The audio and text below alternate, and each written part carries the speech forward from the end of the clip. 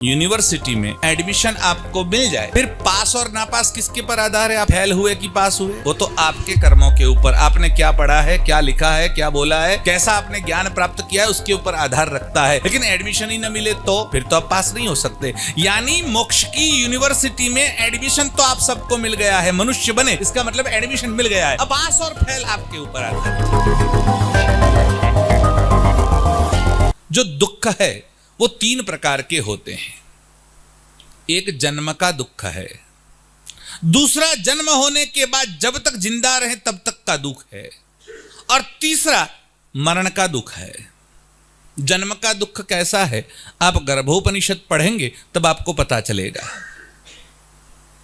गर्भोपनिषद में वर्णन आया है, मां के गर्भ में जब हम होते हैं तब बालक की स्थिति कैसी होती है। एक तो उल्टे पांव, पांव ऊपर होते हैं, सर नीचे की ओर होता है,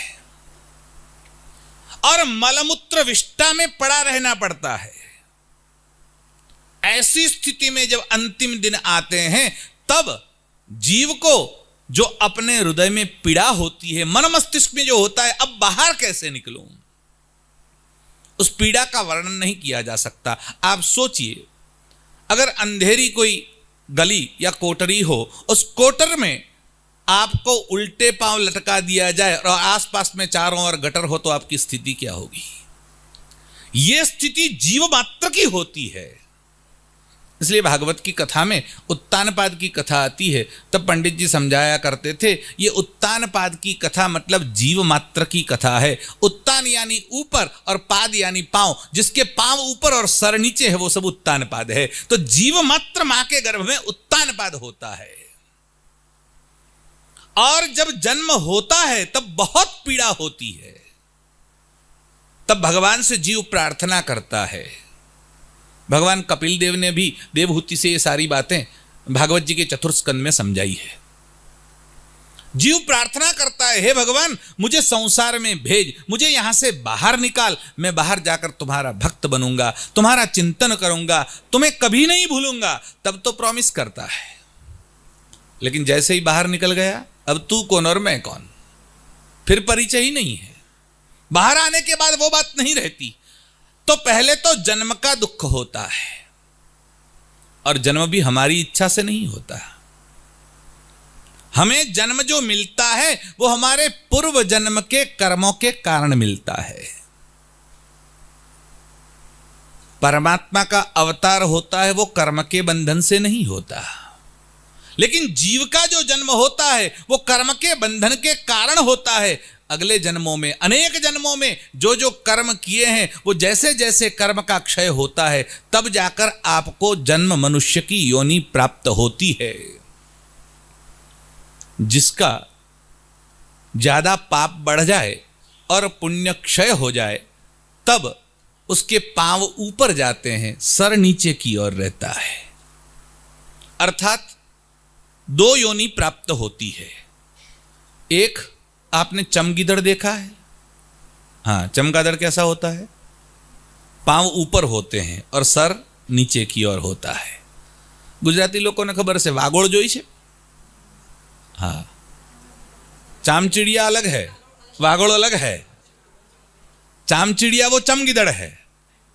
हाँ, क्या बोलते हैं? बैट। अच्छा, उसके भी पांव ऊपर होते हैं और सर नीचे की ओर होता है।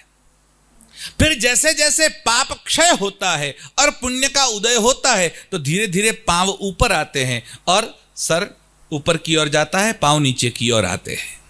उसके बाद किसका नंबर लगता है? भूंड, सूकर, सुवर। उसका जो मुख है उससे मलद्वार ऊंचा होता है और मुख नीचा होता है। पिछला भाग उसका ऊपर होता है और मुंह नीचे की ओर होता है। और जब वो सूंघता है तब मुंह से हवा निकालता है और सू सू आवाज आती है। सू सू करोति सुकर, इसीलिए उसका नाम सुकर, और फिर उसमें से हुआ सुवर। उसके बाद सुकर का नंबर आता है, फिर आपके पुण्य बढ़ते हैं, फिर पाप का क्षय होता है।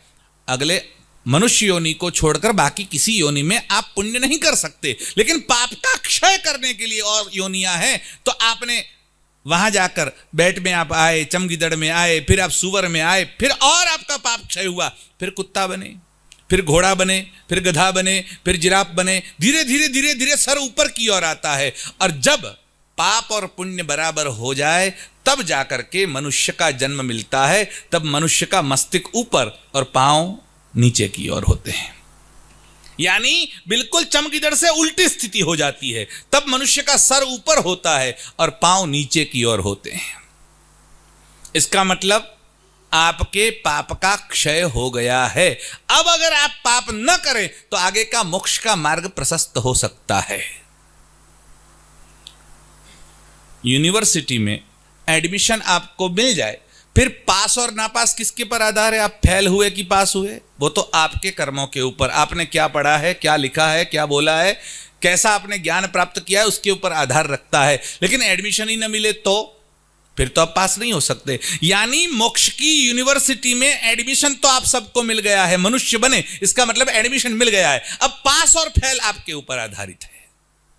जैसे कर्म करेंगे उस प्रकार हम मोक्ष की प्राप्त कर सकते हैं या वापस सूकर आदि योनि में जा सकते हैं। क्या करना है वो हमें ही तय करना है, हमारे हाथ में है। हस्ता मलकावत हम ही तय कर सकते हैं क्या कर सकते हैं।